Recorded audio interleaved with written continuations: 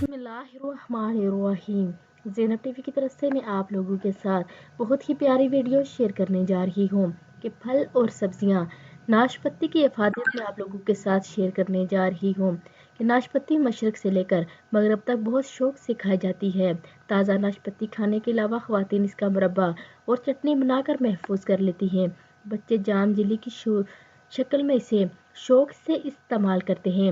ناشپتی میٹھے کی شکل میں بہت سے پکوانوں کسٹرڈ کیک، آئس کریم وغیرہ میں شامل ہوتی ہے۔ کشمیری ناشپتی جسے بگو گوشے بھی کہتے ہیں، عام ناشپتی سے زیادہ مزیدار اور وٹامن سی سے بھی بھرپور ہوتی ہے۔ بیرون ملک میں اس کی کئی اقسام اور اشکال ملتی ہیں۔ ماہر غذائیت اور خوراک دانے دار گودے والی نارمل ناشپتی کو بہترین قرار دیتے ہیں۔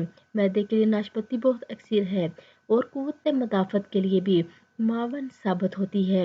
تازہ ترین تحقیق کے مطابق ناشپتی بچے کو دمے میں مبتلا ہونے سے بھی روکتی ہے۔ موسم میں ناشپتی کا استعمال سانس کے مریضوں کے لیے بھی بہت ہی فائدہ مند ہے۔